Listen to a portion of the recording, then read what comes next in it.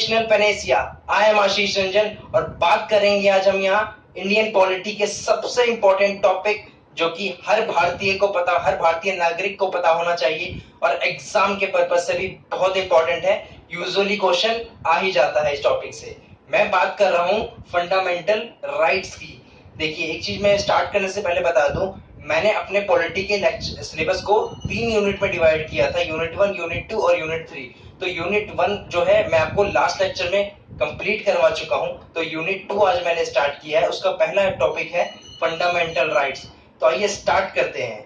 देखिए, fundamental rights जो है ये हमारे कॉन्स्टिट्यूशन के पार्ट 3 में दिया गया हुआ है और इससे basically article 12 to article 35 deal करते हैं।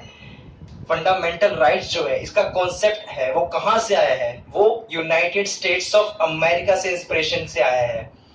फंडामेंटल राइट्स जो है ये गारंटीड है बाय कॉन्स्टिट्यूशन के, हमारे संविधान के थ्रू इसे गारंटीड किया गया है हमारे फंडामेंटल राइट्स को। अब देखिए, फंडामेंटल राइट्स जो है इन्हें फंडामेंटल राइट्स ही क्यों कहा जाता है? क्यों? क्योंकि किसी भी इंडिविजुअल की ऑलराउंड डेवलपमेंट के लिए कुछ चीजें एसेंशियल्स होते हैं, कुछ राइट्स देना एसेंशियल्स होता है जिससे कि उसके ऑलराउंड डेवलपमेंट हो, जैसे कि moral development, intellectual development etcetera. That's why इन्हें फंडामेंटल राइट्स कहा जाता है। और ये जो फंडामेंटल राइट्स हैं ये पॉलिटिकल डेमोक्रेसी को प्रमोट करते हैं, मींस राजनीतिक लोकतंत्र को बढ़ावा देने के लिए ये बनाए गए हैं फंडामेंटल राइट्स। बात करते हैं अब इनके फीचर्स की। देखिए, सबसे पहला जो फीचर है अवेलेबल, ये जो हमारा फंडामेंटल राइट है ये सिटीजन्स के लिए, कुछ राइट सिटीजन्स के लिए और बाकी अदर राइट जो है वो हर किसी के लिए, मींस फॉरेन सिटीजन्स के लिए भी, फॉरेनर्स के लिए भी और लीगल पर्सन्स के लिए भी।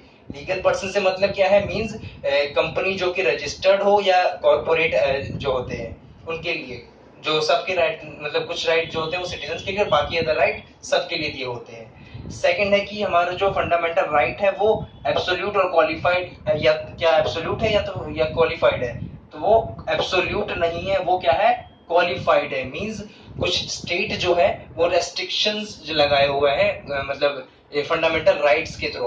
तो रेस्ट्रिक्शन जो है वो रीजनेबल रेस्ट्रिक्शन लगाता है स्टेट। रीजनेबल रेस्ट्रिक्शन, वो रेस्ट्रिक्शन रीजनेबल है या नहीं है वो कौन डिसाइड करता है? वो कोर्ट डिसाइड करता है। तो क्वालिफाइड है हमारा फंडामेंटल राइट।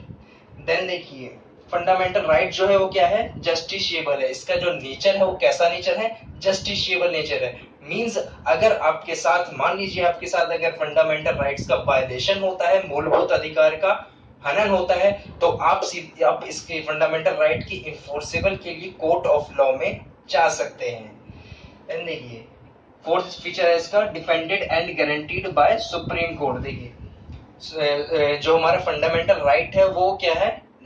डिफेंड और गारंटीड किया गया सुप्रीम कोर्ट के द्वारा। मींस कि अगर आपके साथ वायलेट होता है फंडामेंटल राइट्स का, then you can directly go to the supreme court. There is no need to follow hierarchy. Means कि आप सीधे के सीधा सुप्रीम कोर्ट जा सकते हैं। पहले हाई कोर्ट जाए फिर सुप्रीम कोर्ट जाए, ऐसे आप फॉलो करने की कोई जरूरत नहीं है, आप डायरेक्ट सुप्रीम कोर्ट जा सकते हैं। देन फीचर है इसका नॉट परमानेंट। मींस की फंडामेंटल राइट्स जो है ये परमानेंट नहीं है, इसमें कभी भी काट छाट की जा सकती है, कभी भी इसे मतलब वैलिड नहीं ठहराया जा सकता है। तो वो कैसे होगा? वो सिर्फ होगा कॉन्स्टिट्यूशनल अमेंडमेंट के थ्रू, मींस संवैधानिक संशोधन के थ्रू ही किया जाएगा। लेकिन इसकी भी एक रेस्ट्रिक्शन इसमें भी है कि मूल जिसके बेसिक स्ट्रक्चर है हमारे कॉन्स्टिट्यूशन का, उसमें कोई छेड़छाड़ नहीं की जाएगी। लेकिन तो मतलब तभी से मतलब परमानेंट नहीं है, लेकिन इसे बेसिक स्ट्रक्चर में कोई छेड़छाड़ नहीं की जाएगी। देन इसमें देखिए अगला फीचर है सस्पेंड। देखिए, हमारा जो फंडामेंटल राइट है उसे कब सस्पेंड किया जा सकता है, कब खत्म किया जा सकता है? कब? जब इमरजेंसी लगी हो। कौन सी इमरजेंसी? नेशनल इमरजेंसी लगी हो। लेकिन नेशनल इमरजेंसी लगी हो, लेकिन इसमें भी कुछ एक्सेप्शन है। मींस की नेशनल इमरजेंसी लगी हो तब भी आर्टिकल 21 और आर्टिकल 20 और आर्टिकल 21 में जो राइट दिए हुए हैं वो वैलिड रहेंगे। ध्यान दीजिएगा, वो वैलिड रहेंगे। तो ये एक्सेप्शन के केस में आ जाते हैं। हालांकि आर्टिकल 19 जिसमें छह राइट दिए गए हैं, तो आर्टिकल 19 उसे सस्पेंड किया जा सकता है। कब सस्पेंड किया जा सकता है? यहाँ पे दो कंडीशन है, या तो एक्सटर्नल एग्रेशन हो या तो किसी और कंट्री के साथ वॉर चल रही हो, जैसे कि पाकिस्तान के साथ अगर वॉर चल रही है, तब ये हमारे आर्टिकल 19 में जितने भी राइट दिए गए हुए हैं उन्हें सस्पेंड किया जा सकता है, ध्यान रखिएगा। अब देखिए फंडामेंटल राइट की फीचर्स की बात तो हो गई, अब यहाँ पे क्वेश्चन अराइज होता है, बहुत इंपॉर्टेंट क्वेश्चन। क्या क्वेश्चन अराइज होता है कि फंडामेंटल राइट्स जो हैं उसमें अमेंडमेंट की जा सकती है या नहीं, संशोधन किया जा सकता है या नहीं। तो देखिए इसके जानने के लिए यहाँ पे ध्यान देना पड़ेगा कि दो केस हुए थे। एक केस हुआ था इन द ईयर ऑफ 1967 में और एक केस हुआ था इन द ईयर ऑफ 1973 में।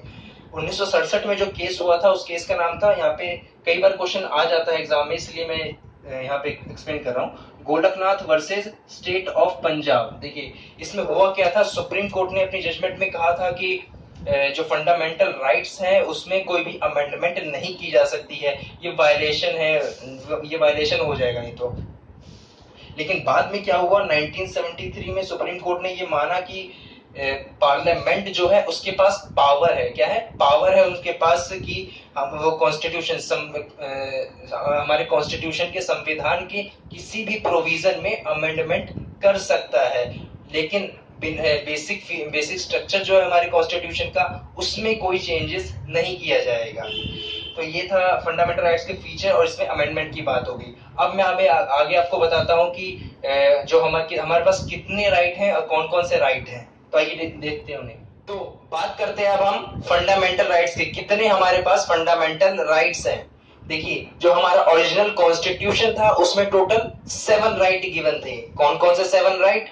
पहला है राइट टू इक्वालिटी, जो कि हमारे कॉन्स्टिट्यूशन के आर्टिकल नंबर 14 टू आर्टिकल 18 में दिया हुआ है। देन आता है हमारा राइट टू फ्रीडम, जो कि आर्टिकल 19 से लेके आर्टिकल 22 में दिया हुआ है। थर्ड हमारा राइट है राइट अगेंस्ट एक्सप्लॉइटेशन, आर्टिकल 23 और आर्टिकल 24 से डील करते हैं। देन है हमारा right to freedom of religion, 25 to 28 articles deal करते हैं। देन है फिफ्थ हमारा कल्चरल और एजुकेशनल राइट, आर्टिकल 29 और 30 उससे डील करते हैं। देन यहाँ पे देखिएगा इंपॉर्टेंट ये वाला है right to property, sixth right है हमारा जो कि आर्टिकल 31 में दिया हुआ है। और सेवेंथ हमारा राइट है, फाइनल लास्ट राइट है राइट टू कॉन्स्टिट्यूशनल रेमेडीज, जो कि आर्टिकल 32 में दिया गया हुआ है। अब देखिए हमारा जो ओरिजिनल कॉन्स्टिट्यूशन था उसमें तो ये 7 राइट है, लेकिन उसके बाद देखिए क्या हुआ, इन द ईयर ऑफ 1978 हमारे कॉन्स्टिट्यूशन में 44th कॉन्स्टिट्यूशनल अमेंडमेंट करके 44वां संवैधानिक संशोधन करके राइट टू प्रॉपर्टी, जो कि ये हमारा 6th राइट था जो कि ओरिजिनल कॉन्स्टिट्यूशन बना था, इसे डिलीट कर दिया गया और ये अब राइट नहीं रहा, इसे बाद में लीगल राइट बना दिया गया। कौन सा लीगल राइट बना दिया, मतलब अदर राइट की तरह इसे भी लीगल राइट बना दिया गया। और ये हमारे कॉन्स्टिट्यूशन के आर्टिकल 300A में आता है और पार्ट 12 इसे डील करते हैं। तो राइट टू प्रॉपर्टी जो था ये हमारा डिलीट कर दिया गया 44वां संशोधन करके संविधान में 1978 में। तो अब जो प्रेजेंट में हमारे पास कितने राइट हैं, वो टोटल 6 राइट हैं, ये right to equality, right to freedom, right against exploitation, right to freedom of religion, cultural और एजुकेशनल राइट, और ये राइट टू कॉन्स्टिट्यूशनल रेमेडीज। तो ये टोटल 6 राइट्स हमारे पास अभी प्रेजेंट में है। इन राइट्स के ऊपर मैं नेक्स्ट लेक्चर में बात करूंगा। तब तक के लिए आज के लिए इतना ही है। तो थैंक यू सो मच आज का वीडियो देखने के लिए। आई होप आपको ये वीडियो पसंद आएगा। देखिए एक चीज आपको क्लियर कर दूं कि फंडामेंटल राइट जो टॉपिक है ये काफी ज्यादा बड़ा है, तो इसको मैंने पार्ट्स में डिवाइड किया है। तो ये पहला पार्ट था, नेक्स्ट पार्ट में मैं सारे राइट्स के ऊपर बात करूंगा। तो आई होप आपको ये वीडियो पसंद आया होगा, तो लाइक करके शेयर जरूर करें, और जिन्होंने अभी तक सब्सक्राइब नहीं किया है वो सब्सक्राइब भी जरूर करें। Till then, bye bye, take care. Thank you so much for watching us. Thank you.